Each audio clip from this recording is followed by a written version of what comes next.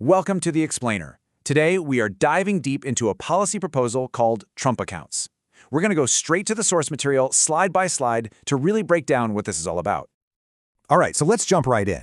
The whole proposal really boils down to this one simple but kind of powerful question. What if every single child got a financial head start? We're talking $1,000 from the U.S. Treasury deposited for them basically right when they're born. And the whole point of that $1,000? Well, the stated goal is pretty ambitious, as you can see, to jumpstart the American dream. The idea here is to try and weave that long-term financial security into a kid's life, right from day one. Okay, so Section 1. A new American dream? Let's dig into what this thing is at its core.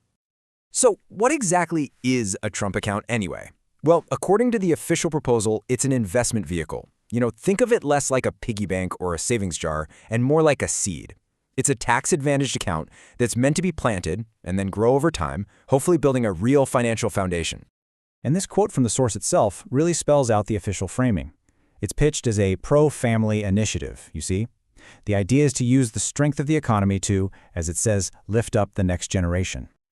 All right, so that's the big picture. But how would this actually work in practice? Let's get into the nuts and bolts of how these accounts would be set up and managed. So to make this whole thing easier to understand, the source material gives us a great example. We're going to follow the journey of a hypothetical kid named Katie. Let's see how Katie's Trump account would work from start to finish. First things first, who's even eligible? Well, the proposal lays out a pretty specific time frame. We're talking about every American child born between January 1st, 2025 and December 31st, 2028. If you're born in that window, boom, you get that initial $1,000 deposit from the Treasury. Now, for parents, the process is meant to be super straightforward. The key is that it's built right into something they already do every year, filing taxes. So, step 1, you just enroll when you file. Step 2, a financial institution gets the money and sets up the account. And step 3, well, you just watch the money grow. Simple as that. Okay, and this next part is actually a really important detail. Who owns the money? From day one, the account is legally in the child's name. The parent is just the custodian until the child turns 18. So they manage it, they look after it, but it's not their money. It belongs to the kid. Okay, so the account is set up. Now for the really important part, watching the money grow. What happens next? Because remember, this isn't just a savings account.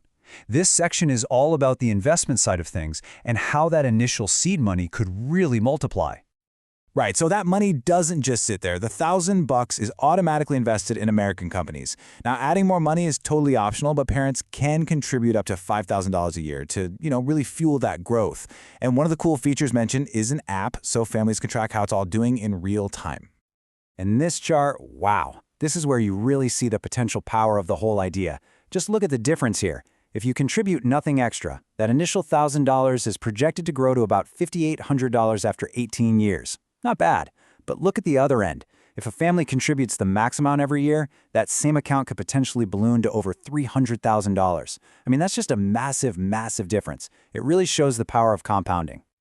But according to the proposal, it's not just about the money. There's another big piece to this. It's also framed as an educational tool.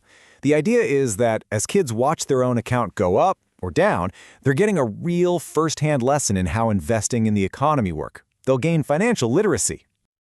Yeah, the source material really draws a line in the sand here.